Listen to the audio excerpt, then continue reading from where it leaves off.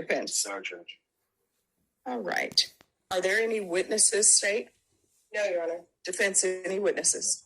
So this is just argument? Yes, Yes. All right, State? Your Honor, Mr. DeLomba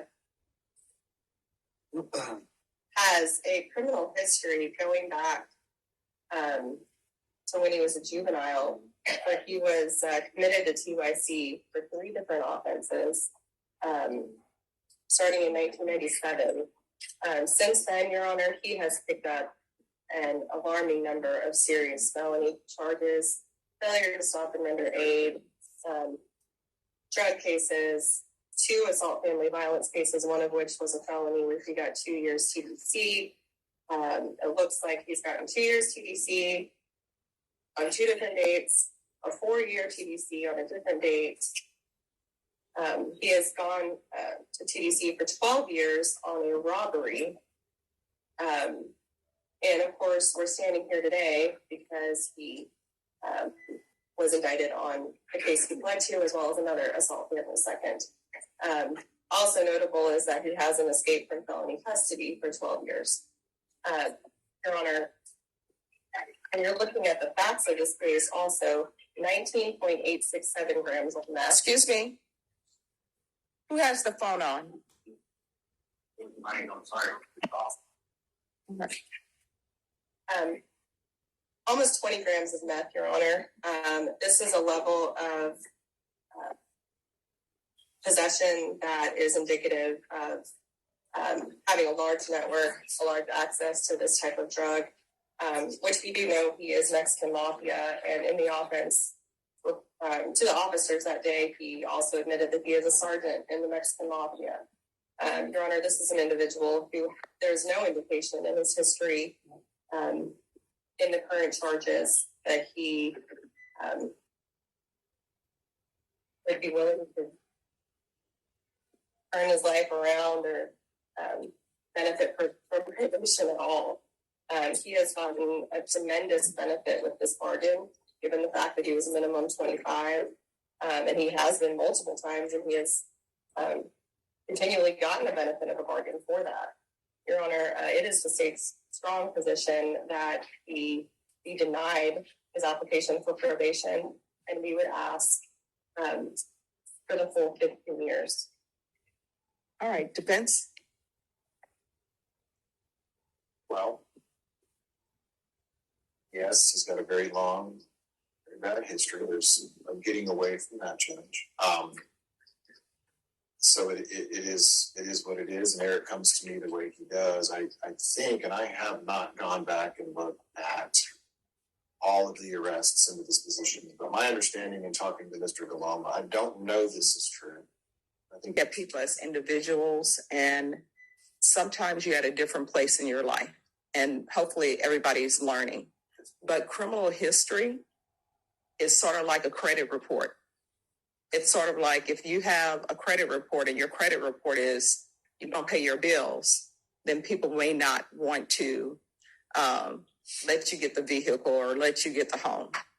And so your criminal history is sort of a credit report for me to say, would this person be good on probation? Has this person learned anything? Have they not learned anything? Is there anything that can be done to help them? And then there are cases for me where it's this person needs to go to prison. You understand?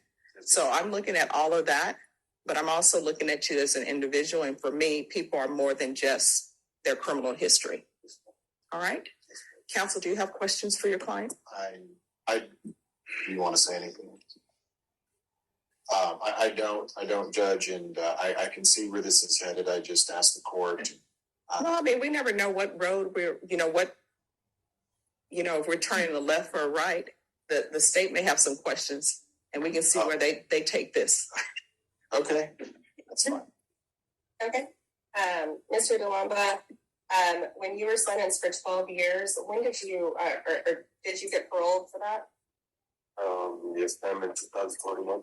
So in 2021 is when you were released. Yes, ma'am. Okay. And what was the offense date for this? Mr. DeLomba, do you remember the offense date? Tonight. Of Of what year? 2021, So what month were you paroled from prison? April. So from April to July, you were able to accumulate a large amount of narcotics for sale. Right. Okay, and that, is it safe to say that your role as a sergeant in the Mexican Mafia was a big part of that? I'm an experiment. I'm sorry? I'm an experiment. Okay. So when you were arrested for this, you did indicate to officers that you were. Correct. Oh, no. I did not tell them that. Okay. Where did you get the black brush with the screw top where you hid the drugs? That wasn't mine. That was the brushes. Had red hair on it and everything. That was, into that. What they saw on me. Okay. And she informed the detectives that I was in possession of that brush with said drugs in it. It's the same person that put those on me. Okay, so you're saying those weren't your drugs? It was mine and hers. It was. Okay, so it was yours. Yes, ma'am. Okay, now so the brush with the screw top, was that something that was created by someone? Was it purchased? It's it was in. Okay. It was used to hide it. And you said you sold about an ounce a day. What did you charge? I was using. I'm sorry, sir. I'm going to need you to speak up so the court reporter can hear, okay? I didn't sell the drugs. I was using the drugs. So you had almost 20 grams of meth just for personal use? No further questions. All right, any follow-up questions? No, ma'am. All right, so the state has informed the court they want your application denied and they want the full 15 years. Defense, what are you requesting? Judge, just of course, any leniency that the court can get. I can't get away from the way he looks on paper, as the court has already said. And it's sad that Eric can't get out of the cycle that he's in. I always want to believe that they want to break the cycle, and I believe Eric does. I've been unable to do that.